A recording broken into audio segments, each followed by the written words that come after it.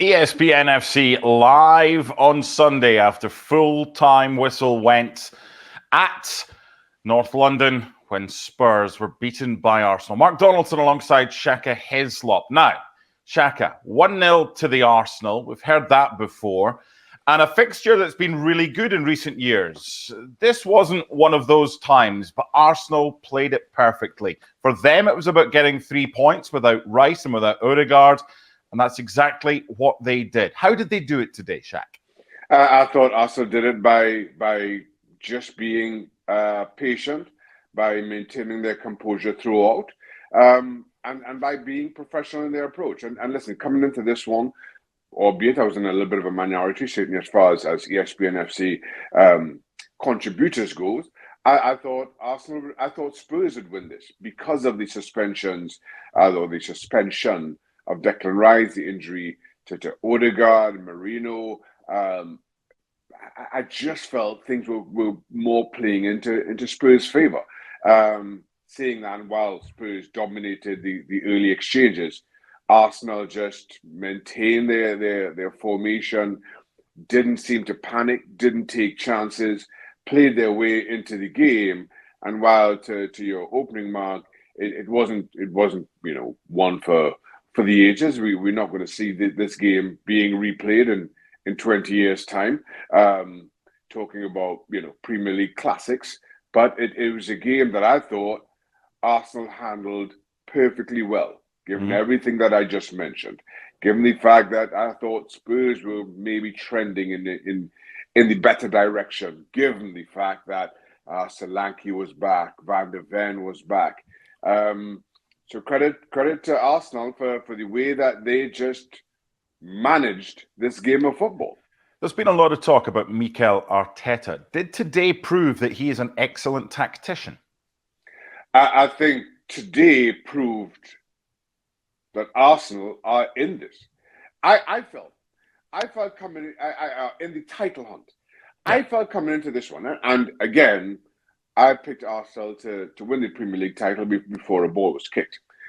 But again, given the result before the international break, given the injuries and suspensions that Arsenal were dealing with, given how good Manchester City have been up to this point, and we continue to see it, I thought that if Arsenal were to lose this one, that would effectively rule them out. And listen, I know we were 4 or 5 games into a Premier League campaign, and it may seem a pretty ridiculous thing to say, but I just felt that it would show that Arsenal still had some cracks that maybe City don't, or are better able to navigate, given the form of Erling Haaland.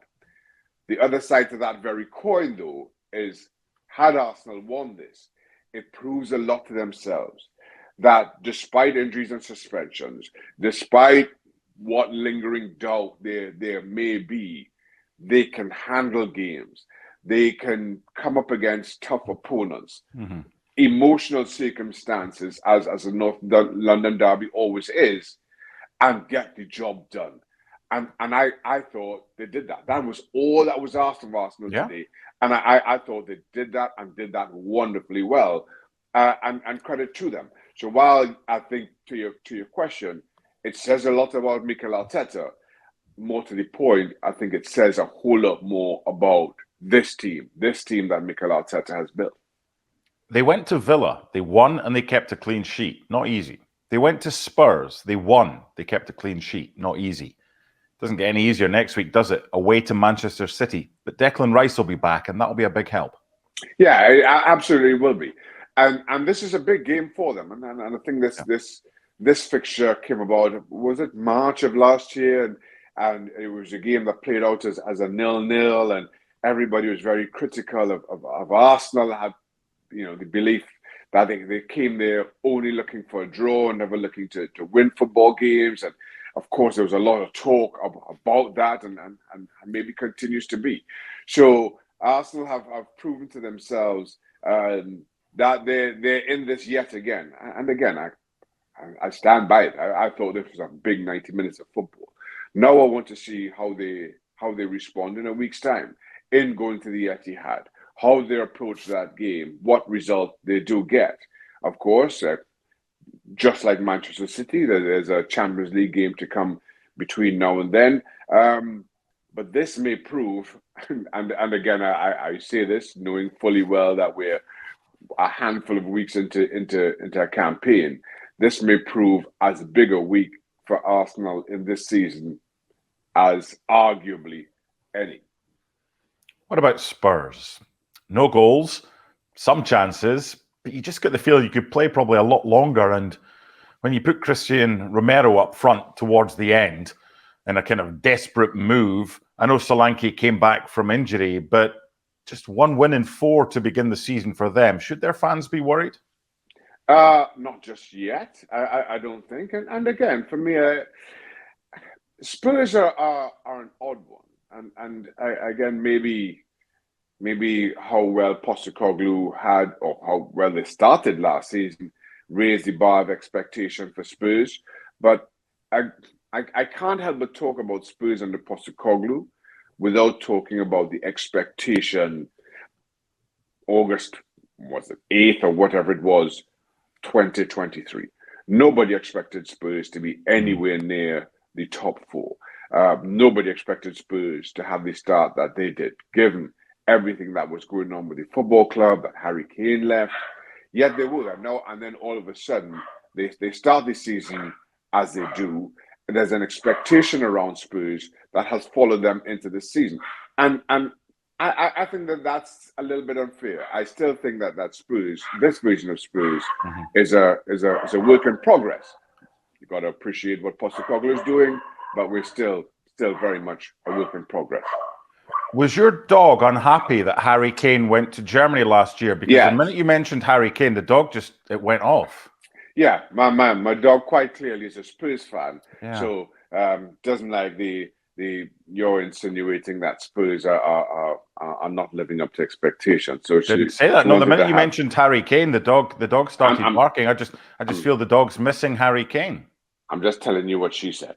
I'm just telling you what she said. Dog whisperer. Okay, let's move swiftly on from that, because I don't know where that could end us, but probably in trouble. So Ange Postecoglou came in last year, and they probably overachieved. They were excellent to watch. He took risks, he took chances, and I loved watching his Celtic team the way that they played, but I didn't really, because they kept beating my team. But that's another story. But that's the way he is, and he said he wouldn't change for anybody and any team. But today, Shaq, I just said that I didn't see them scoring the way that they played. A lot of the ball, more chances, more shots, but not really troubling David Raya.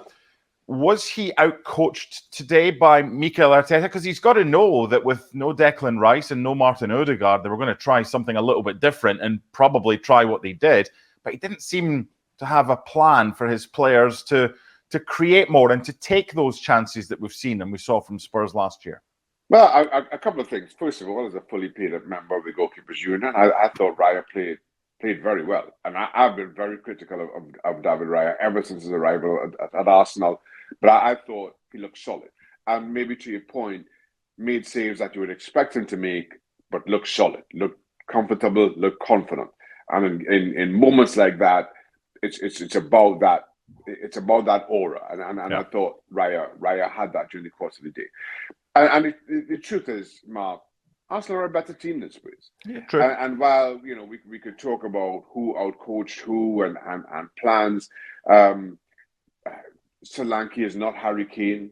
And while listen, I understand his successes at Bournemouth, I don't know if he's the striker to propel Spurs to genuine top 4 or at the very least top 3 or top 2 contention. I'd say improvement where they didn't have an out-and-out striker last season. But I'm not sure that he's the striker that propels you to really worrying the Arsenals and the Manchester Cities of this world. So that again is very much a work in progress. And I have to admit, I am biased towards Ange Postecoglou. I like everything he does, everything he represents as a football manager. Spurs are a work in progress. And that's what I think you saw today. You saw a better football team in Arsenal, understand what was the ask of them, manage the game accordingly. I thought you saw a lesser team in Spurs at home trying to bank on the emotion of a North London derby, but coming up just short. And ultimately, if you are sitting in that Spurs dressing room, you are saying to yourself, "We were undone by a set piece." That was the difference between a team in Arsenal who are competing to be top of the tree, and the Spurs who are very much a work in progress. A set piece. I think it shows the fine lines and the margins are so tight in the Premier League. Because let's look back at the Spurs games where they dropped points. Forget the game today and look at the other ones. There were two. They could have been 5 or 6 up at Leicester. They didn't take their chances. And then at Newcastle, I mean, that was a bit of a smash and grab by your old team. Yeah. And Spurs were excellent that day, but they didn't take their chances. So it's great to say, oh, they're not far away. They just need to take the chances. But in the Premier League, it's the top level. It's chance taking that sends you up the table. So how far away or how close are they? You've just spoken about Solanke from a team that has chances but doesn't take them. That's and while yes, you always look at the centre forward when you're talking about chances not going your way. The centre forward kind of bears the brunt of that criticism. You look at the other contributors. Spurs relied so heavily on Heung-min Son last season. He hasn't really found the back of the net. That being said, it's so difficult to criticize Son at the best of times, just because of how good a football player he is. Yeah. But there simply hasn't been any other contributors for Spurs in any other department. And that's a concern. That's a concern because only so long you can continue playing good football, seeing those chances go begging or not develop. That starts to impact the rest of the team. Either you start gambling and going forward and losing your balance defensively, or you start to retreat into a shell, recognizing that our only chance here is we have to keep a clean sheet, hope that we can get the luck of a bounce or a mistake up the other end. And that's how we win football games. But that's not been Postecoglou's approach. He has been high pressing, high energy. Let's force the opposition into mistakes.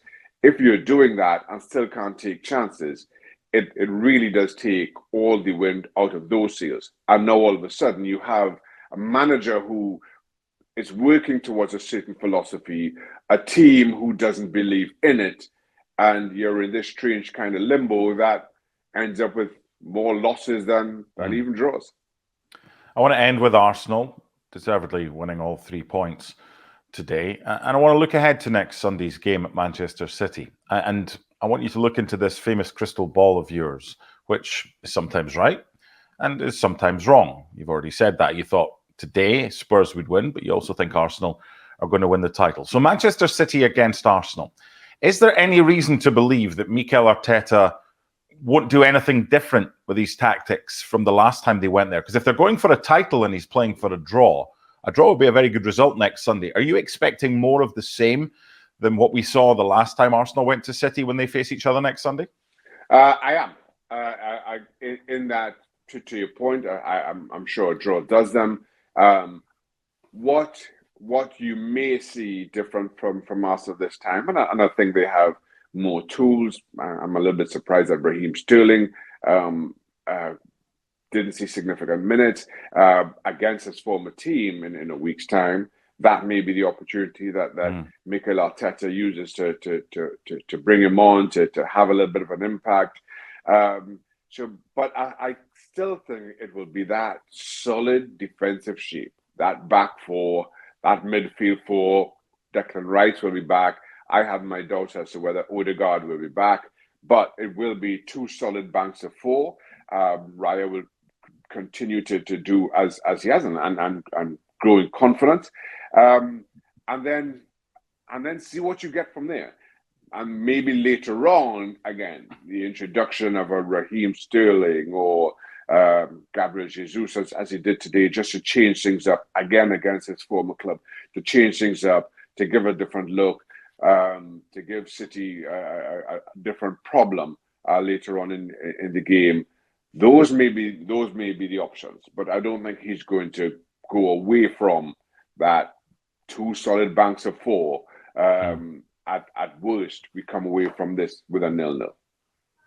Bukayo Saka's corner in the 64th minute. Gabriel's header. Yeah, there was a little push from Romero, but it wasn't enough, or certainly deemed not enough, to affect the goal that was scored by Gabriel. That was enough to earn all 3 points for Arsenal and to keep them just 2 points behind Manchester City at the top of the table. My thanks to Shaka's doggy and to Shaka himself. We'll speak to you again soon. Bye for now.